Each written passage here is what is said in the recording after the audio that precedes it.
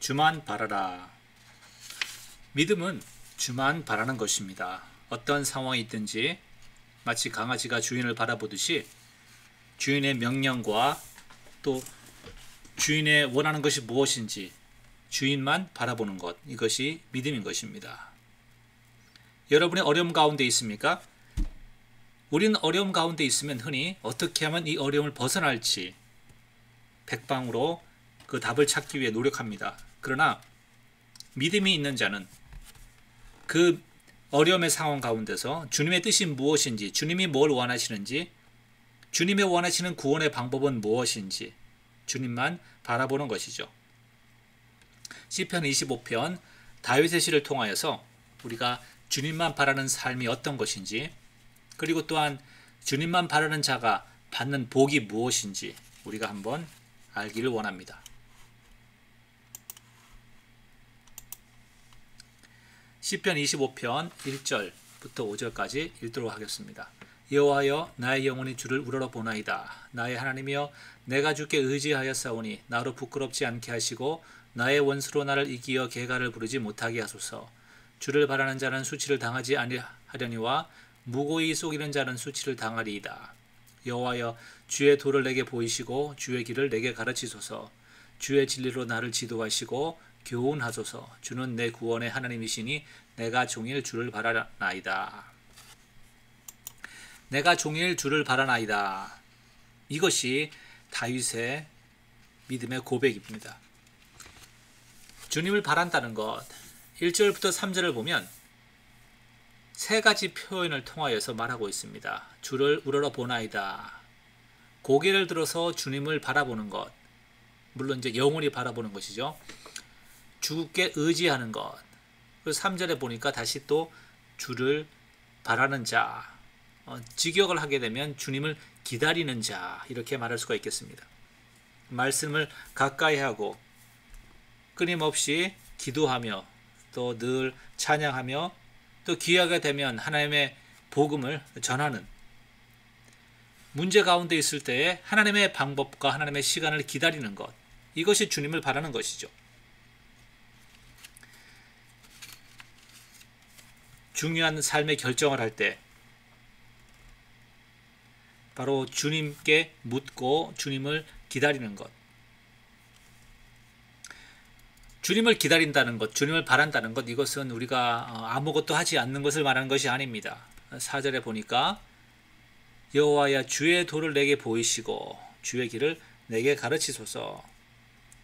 주님의 말씀에 집중하고 내가 생각하는 방법과 내가 원하는 것을 하는 것이 아닌, 주님이 나에게 무엇을 원하시고 주님이 말씀하신 명령과 또 그 길을 따라서 순종함으로 나아갈 때 주님의 시간에 우리는 승리를 경험하게 되는 것이죠. 다윗은 이렇게 말합니다. 주는 내 구원의 하나님이시니, 다른 말은 내 구원이 다른 곳에는 없다는 것입니다. 주님만이 내 구원이 되시기 때문에 내가 종일, 하루 종일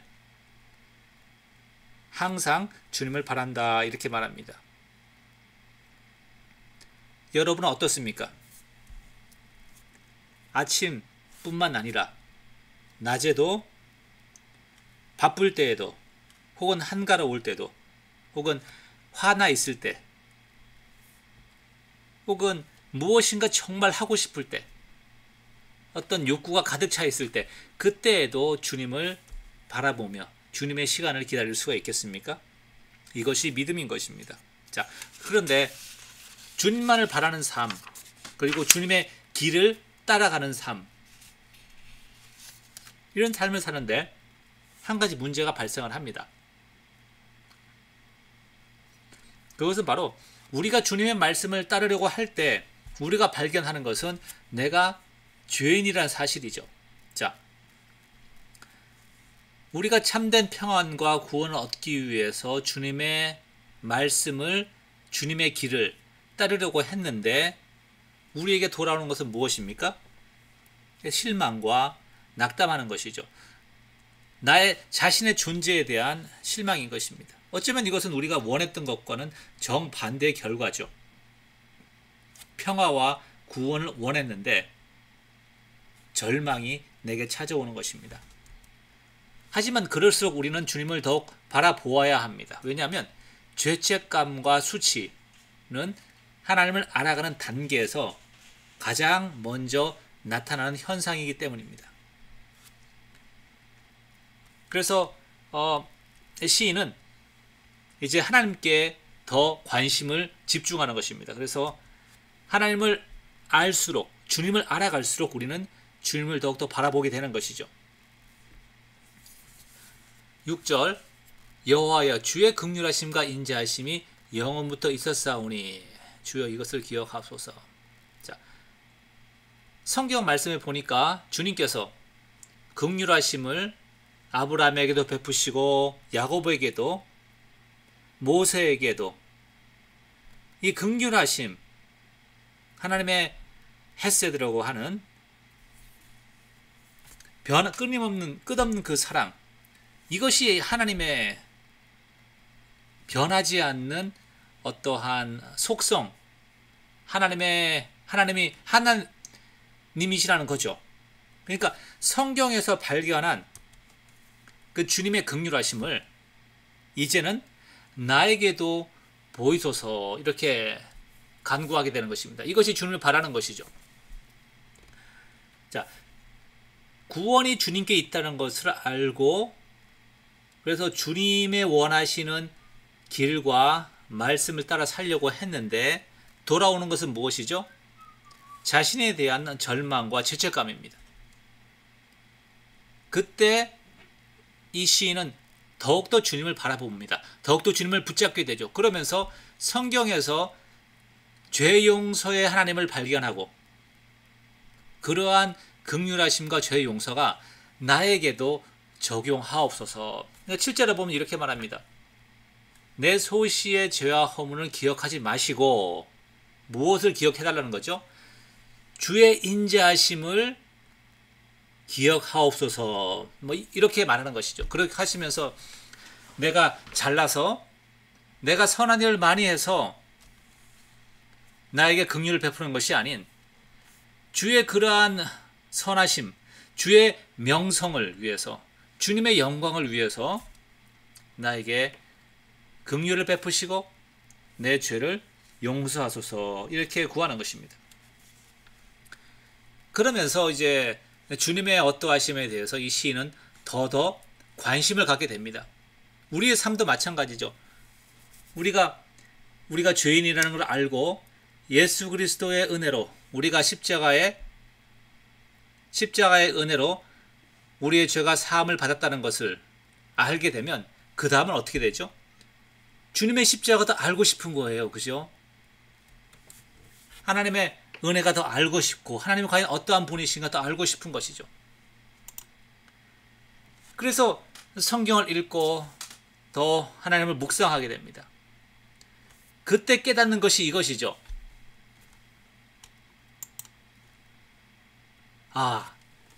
주님은 죄인을 단번에 심판하시는 분이 아닌 죄인에게 살아갈 수 있는 생명의 길을 알려주시는 분이시구나. 그러면 주님이 이러한 뜻을 가지고 계신다는 사실, 그러니까 우리에게 구원을 베푸시겠다는 것, 이거는 주님의 뜻이죠. 그러니까 죄인을 심판하시겠다는 것이 아닌 죄인을 구원하시겠다는 것이 하나님의 의도죠. 이것을 깨닫게 되면 이제는 내가 죄인이고 또 연약하지만 주님이 주시는 그 말씀, 그것이 내가 살 길이라는 사실, 내가 살 수 있는 유일한 길이라는 사실을 깨닫게 되고 주님의 말씀을 더 따르게 되는 것이죠. 8절에 보니까 여호와는 선하시고 그리고 동시에 정직하시니. 자, 주님의 여호와의 선하심과 정직하심, 이 두 가지 속성, 상반되는 속성이죠. 예. 함께 계시기 때문에 그 도로, 그 가르침으로서, 그 말씀으로서 죄인을 교훈하십니다. 죄인을 심판하시는 게 아닌 죄인을 교훈하셔서 온전한 길로 인도하시는 것이죠. 온유한 자를.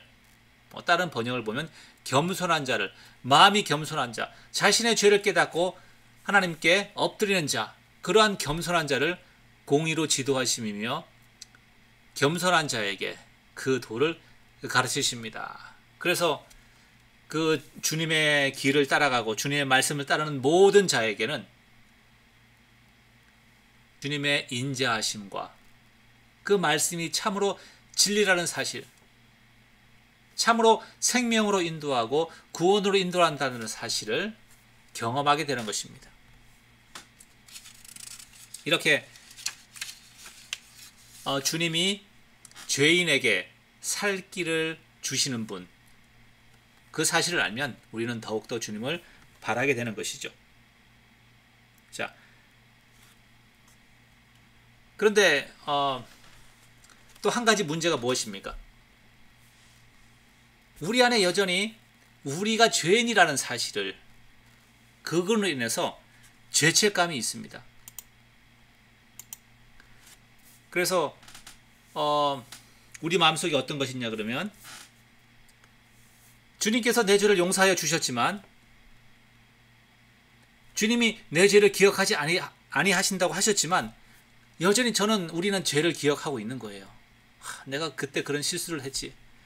그러면서 또 앞으로도 내가 그 죄를 안 지을 거라는 보장이 없습니다. 불안하죠.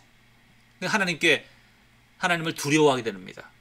하나님께 또 혼날 것 같고, 그래서 하나님께 나아가는 것을 주저하게 되는 것입니다.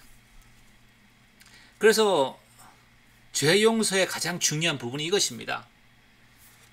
우리의 죄가 용서함 받았다고 선포되었지만 하나님과의 친밀한 관계가 회복되지 않으면, 하나님과 화목되지 않으면 온전히 우리는 여전히 죄책감이라는 것에서 헤어날 수가 없습니다. 마치 이렇게 설명할 수 있겠습니다. 아이가 엄마에게 거짓말을 했어요. 그래서 엄마한테 혼나고,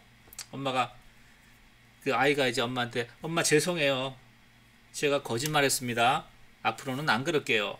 그러니까 엄마가 이제 그래, 용서해 줄 테니까 다음부터 그러지 말아라, 이렇게 얘기합니다. 그런데 이제 아이의 마음속에는 뭐가 있습니까? 후회가 있는 거예요. 내가 왜 그때 거짓말을 했지, 나는 별로 착한 아들이 아닌가 봐, 라는 그러한 생각이 있는 것입니다. 이것이 언제 없어지죠? 이런 마음의 죄책감이 언제 없어집니까? 이런 죄책감이 있을 때 아이는 엄마한테 먹고 싶은 것이 있어도, 또 사고 싶은 것이 있어도 사달라고 요구를 못하는 거예요.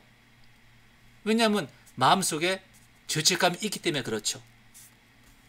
이때 엄마가 와서 아이를 안아주면서 여전히 아이를 사랑한다는 사실을 확인시켜주고, 비록 그 아이가 거짓말을 했지만 엄마와 그 아들의 그 관계는 변하지 않았다는 사실을, 그것을 확신시켜 주는 것입니다. 그러면 아이는 다시 마음의 죄책감이 사라지고 다시 엄마한테 자기가 원하는 것을 마음대로 마음껏 요구할 수 있게 되는 것입니다.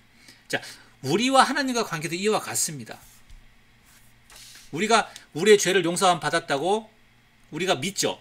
그런데 우리 안에 여전히 죄책감이 남아 있습니다. 우리가 하나님께 나아가는 것을 머뭇머뭇하는 것입니다. 11절에 이렇게 말합니다. 여호와여, 나의 죄악이 중대하오니 주의 이름을 인하여 사하소서. 자, 여기서 이렇게, 그러니까 주의 이름을 인하여, 내가 다시 죄를 안 짓겠으니 한 번만 사해 주세요 라고 하지 않습니다.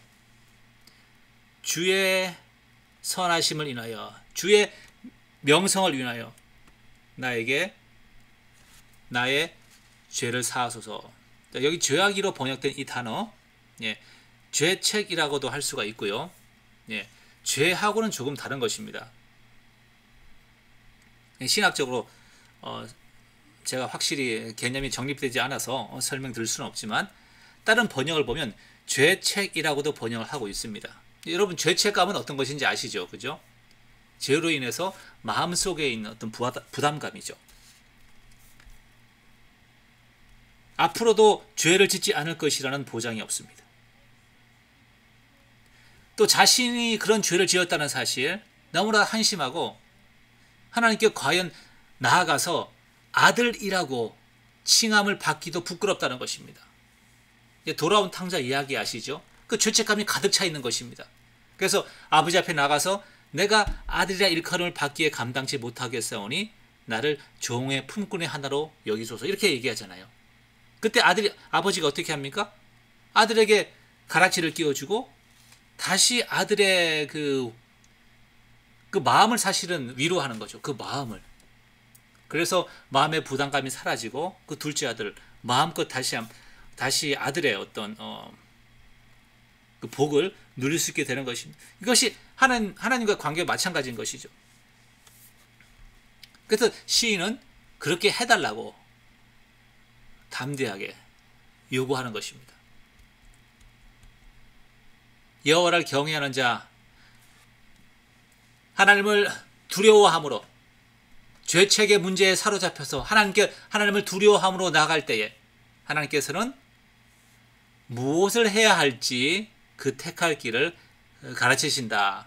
13절에 그래서 그의 영혼이 참으로 평안을 얻고 평화를 누리고 또 그 자손이 땅을 상속한다. 이것은 이제 복을 받은 그러니까 자손을 자식을 낳고 그리고 정상적으로 땅을 상속하는 것을 말하는 것이죠. 그러면서 14절에 이렇게 말합니다. 여호와의 친밀함이 경외하는 자에게 있으며, 하나님께서는 그렇게 겸손함으로 하나님을 경외함으로 나올 때에 죄책에 사로잡혀서 하나님께서는 다시 한번 그에게 너는 내 아들이다. 너는 내 택한 족속이다. 너가 비록 죄를 짓고 실수했지만 너를 향한 나의 언약은, 그 약속은 변하지 않을 것이다. 라고 다시 한번 확신시켜주는 것이죠. 놀랍지 않습니까? 우리의 죄로 인해서 주님께 더 멀어질 것 같은 그러한 느낌 들고 또 죄책에 고생하고 있을 때에 오히려 그 우리의 죄로 인해서, 우리의 실수로 인해서 하나님과 관계가 더 깊어지면서 또 하나님의 그 사랑과 그 놀라운 그 하나님의 섭리와 그 언약을 우리에게 보여주시는 것이죠. 이래서 우리가 영적으로 주님을 더 알게 되는 것입니다.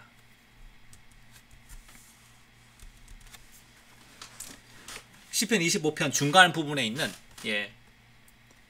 우리가 어떻게 주님을 더 알아가는지, 그래서 어떻게 주님을 더욱더 바라게 되는지 그렇게 나와 있습니다. 처음에는 성경에 나타난 주님의 긍휼하심을 나에게도 보여주옵소서. 그 말씀을 더 알수록 주님의 섭리를 알게 되죠. 주님은 의인을 부르러 온 것이 아닌 죄인을 부르러 오셨구나 라는 사실을 알게 됩니다. 그러니까 주님의 말씀을 따르게 되죠. 그러면서 이제 주님과 동행하는 과정에서 이제 뭐가 발생합니까? 계속 죄를 짓게 되고 또 회개하고 자신이 얼마나 죄인인지, 얼마나 소망이 없는지 깨닫게 되는 것입니다. 그러면서 동시에 그럼에도 불구하고 변하지 않는 하나님의 사랑하심과 그 관계, 그 친밀함, 그것으로 인해서 우리는 주님을 온전히 신뢰하게 되는 것입니다. 그러면서 주님을 더욱 바라게 되는 것입니다. 이렇게 이제 주님을 바라는 우리의 마음이 점점점 강해지고 견고해지는 것이죠. 그래서 다윗처럼 내가 온종일 밤에도 낮에도 주님을 바라나이다, 이렇게 고백할 수 있는 것입니다. 자, 이제는 이렇게 주님과의 관계에서 우리가 확신을 듭니다. 온전한 신뢰에 들어갈 수가 있습니다. 그때에 우리는 더욱더 담대하게 하나님께 간구하는 것이 이겁니다. 내 모든 문제에서 구하소서. 내 죄의 문제, 나의 연약함의 문제를 구하소서. 당신은 나의 구속자이십니다. 자, 구속자란 말은 구약 성경에 보면 redeem, 예, 그러니까 구속하다는 말, 죄값을 대신 치러주고 그 사람을 감옥에서 죄 형벌에서 혹은 채무 관계에서 해방시키는 것을 말합니다. 예를 들어서 아들이 뭐 그런 일이 없기를 바라지만, 예, 카지노 도박장에 가서 돈을 빌려서 돈을 잃었어요. 예, 100만 원 잃었다고 합시다. 1000불 잃었습니다.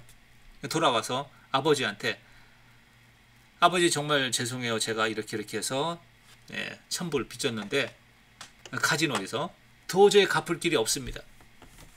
아버지 도와주세요. 예, 어떻게 할까요? 아버지가 쫓아낼까요? 자꾸 그러면 쫓아내겠죠. 근데 이제 처음에는 화가 나고 때려주고 싶지만, 예, 뭐 혼을 내겠죠. 결국 아버지가 갚아주는 겁니다. 1000불을 대신 갚아주는 거예요. 왜요? 아버지기 때문에 아들의 빚을 갚아주는 겁니다. 그래서 성경 말씀 보면, 자, 16절부터 19절까지 구해달라는 이유가 무엇입니까? 약속하셨지 않습니까? 아니면 내가 이렇게 선한 일을 했습니다. 아니면 내가 회개합니다. 라는 것이 아니죠. 16절에 나는 외롭고 괴롭사오니, 17절에 내 마음에 근심이 많사오니 나의 곤고와 환난을 보시고 내 원수를 보소서 저희가 많습니다. 나 힘들어요. 아버지, 나 구해주세요. 이런 겁니다. 아무 조건 없이 구해달라고 하는 것, 아버지니까 가능하죠. 만약에 옆집 아저씨라고 한다면 돈 좀 빌려주세요. 이렇게 얘기하죠. 그냥 돈을 달라고 하지 않습니다. 심지어 그것이 내 죄로 인한 것이라 할지라도, 내 죄로 인해서 18절에 보세요. 나의 곤고와 환난을 보시고 내 모든 죄를 사하소서. 무슨 얘기입니까? 곤고와 환난이 무엇 때문에 왔습니까? 죄 때문에 온 거죠. 내가 그것을 감당해야 합니다. 그런데 너무나 그 환난이 심하니까 이제 그만 나의 형벌을 거두어 가주세요 라고 이야기하는 것입니다. 근데 성경을 보시면 하나님은 그의 백성에게 내리신 죄의 형벌, 기한이 차기 전에 항상 그만두십니다. 아들을, 그의 백성을 사랑하시는 아버지의 그 사랑으로 인해서. 그래서 22절에 이렇게 말합니다. 하나님이여 이스라엘을 그 모든 환난에서 구속하소서. 당신이 이스라엘의 하나님이 아니시고 이스라엘의 보호자가 아니십니까? 이스라엘의 아버지가 아니십니까? 그 죄값 우리가 감당할 수가 없겠습니다. 우리가 아무리 해도 우리의 죄성 바뀌지 않고 이 민족은 소망이 없나이다. 그러니 제발 죄값을 치르시고 우리를 구원하소서. 상당히 담대한 요구입니다. 22절에. 시인이 이렇게 할 수 있는 것은 하나님의 어떠하심을 말씀에서 보고 삶에서 경험하고 쭉 왔기 때문에, 아, 정말 하나님은 선하신 아버지시구나. 그렇기 때문에 그 죄값을 대신 치루어 주실 수도 있겠다. 아니, 그것이 유일한 방법이다 라는 결론을 내린 것입니다. 그리고 이 담대한 요구가 갈보리 십자가에서 응답되는 것이죠. 놀랍지 않습니까?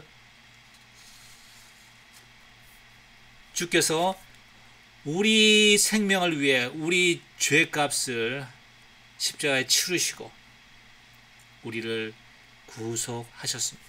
우리를 자유케 하셨습니다. 그러므로 우리가 어떻게 주님을 찬양하지 않을 수가 있으며 주님만 바라보지 않을 수가 있겠습니까? 말씀을 정리합니다. 주만 바라보는 것, 그것이 바로 당신의 믿음입니다. 우리가 주님을 바라보고 주님의 말씀을 따라가고, 우리가 죄책감이 들고 힘든 가운데 있지만 그럼에도 불구하고 주님을 바라고 주님을 따라가면 주님을 더욱더 알게 되며 그 더욱 선하심을 인하여서 우리가 주님을 더욱더 바라보게 되는 것이죠. 더 친밀한 관계 속으로 들어갈 수가 있는 것입니다. 그래서 이제는 성숙한 신앙은 무엇입니까? 주님에 대한 확신을 가진 겁니다. 주님의 선하심과 내가 어떠한 문제를 가지고 누구에게 말하지 못하는 내 죄의 문제를 가지고 주님께 나아갈다 할지라도 주님께서는 그 죄의 문제를 치유하시고 나를 내치지 아니하시고 나를 안아주시고 나를 깨끗게 나를 올바른 길로 인도하실 것이다. 문제를 해결할 것이다. 그러한 확신을 가지는 것이죠. 그때 그것이 바로 온전하고 담대한 믿음이 되는 것입니다. 여러분에게 사랑하는 아들이 있다고, 자녀가 있다고 합시다. 그 자녀가 여러분에게 뭔가 필요가 있을 때, 먹고 싶은 것이 있고 가지고 싶은 것이 있을 때 쭈뼛쭈뼛 하면서 말하지 않을 때, 눈치 볼 때 아버지로서 어머니로서 얼마나 답답하겠습니까? 나를 신뢰하지 못하는 것이죠. 부모를. 그죠? 부모를 신뢰하지 못하는 것입니다. 하나님과 관계 이것과 마찬가지입니다. 우리가 주님만 바라보며 나아갈 때에 주님을 더욱더 알게 되고 그러면서 주님을 더욱더 바라게 되고 주님을 확신하게 되고 그래서 온전한 주님과 아버지와 아들 온전한 관계 속으로 들어갈 수가 있게 되는 것입니다. 이러한 복이 우리 모두에게 있기를 소망합니다. 감사합니다.